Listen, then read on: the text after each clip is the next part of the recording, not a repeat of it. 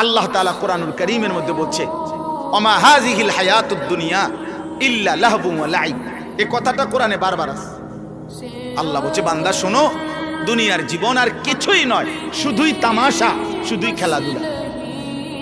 তামাশা তামাশা, এই বিল্ডিং 10 তলা তামাশা, 80 লাখ টাকার গাড়ি তামাশা তামাশা, 10টা ফ্যাক্টরি তামাশা তামাশা, সাজগোজ, এই ফ্যাশন, এই রূপ চর্চা।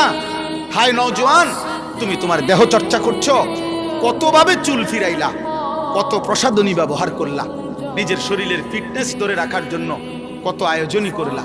আল্লাহর কসম নওজোয়ান, সেদিন খুব সামনে, যেদিন তোমার দেহের প্রতিটা অঙ্গ তোমার বিরুদ্ধে সাক্ষ্য দেবে।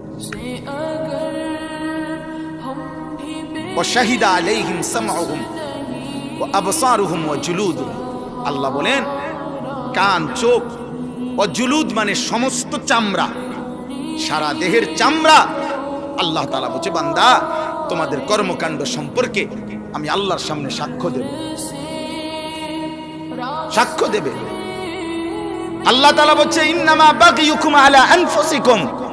এই বান্দা, তোমরা যে প্রতিনিয়ত আমার রাস্তা ছেড়ে উল্টো পথে চলছো, বাগিয়ুন, সীমা লঙ্ঘন করছো আমার হুকুমের সাথে, তো মনে রেখো এটা প্রত্যেকটাই তোমাদের উপরেই বর্তাবে, আমার উপরে। আমার আসমান ছোট হবে না, আমার জমিন ছোট হবে না, আমার সূর্য বন্ধ হবে না, আমার চাঁদ ছোট হবে না। তোমরা সবাই নাফরমানি করলেও আসমান ছোট হয় না, আমার জমিন সংকুচিত হবে না। এটা তোমার বিরুদ্ধে যাবে। আলা আনফুসিকুম, তোমাদের বিরুদ্ধে। তোমার চুরি তোমার বিরুদ্ধে দাঁড়াবে, তোমার জিনা তোমার বিরুদ্ধে দাঁড়াবে, তোমার নর্তকী দেখা তোমার বিরুদ্ধে দাঁড়াবে।